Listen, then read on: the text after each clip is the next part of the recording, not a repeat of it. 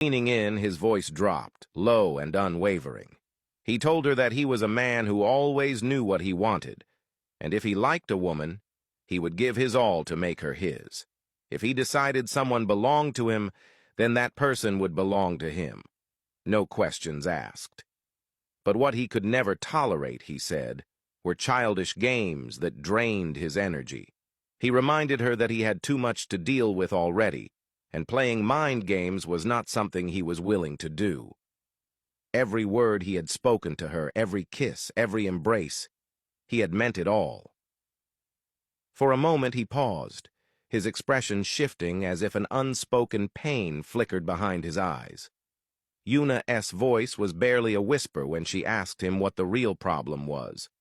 Wobin told her bluntly that he was afraid she could no longer belong to him, so he was freeing her. With that, he slowly loosened his hold and turned away, ready to bury himself in work again. Desperate, Yuna grabbed his hand before he could sit down, her eyes brimming with tears. She told him that she still wanted to belong to him, that she didn't want to be free of him, that it was just his coldness that frustrated her and made her lash out. Wobin turned to face her fully, his eyes softening just enough to show a glimpse of the man she loved. He told her that the fact he made her feel that way was exactly why he was letting her go. He confessed that he was simply too much for her to handle, that she was already falling apart when they were only halfway through what could have been their journey together. He admitted that he was a hard man, cold, guarded, incapable of easily expressing his feelings, and he couldn't be the kind of man who played at breaking up one day and making up the next over trivial fights. She needed someone softer, someone who could match her tenderness with warmth she could lean on. Staying with him would only hurt her more. Before Yuna could protest further, Wobin's assistant entered the office and reminded him that it was time for his board meeting. Wobin gently freed his hand from hers and looked into her eyes one last time. He told her to go home, assuring her that the girl she had seen him with meant nothing romantic. She was merely helping him with something important. He reached out and touched her head gently, a small smile flickering across his lips, as he told her he was glad they had tried to give their love a chance, and that he would never regret it. With that, he turned and walked out with his assistant, leaving Yuna standing there alone in the quiet office. She felt as though she had been frozen in place, a single thought echoing painfully in her mind.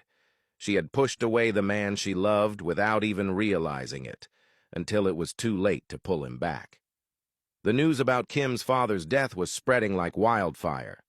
Some people pitied him for losing his daughter and taking his own life out of a broken heart, while others blamed him for treating his daughter so poorly that it drove him to such a tragic end.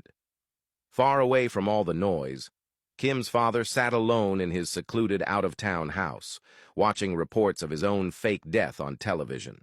His heart ached as he thought about how far he had been forced to go to get justice for his daughter, but deep down he knew it was something that had to be done.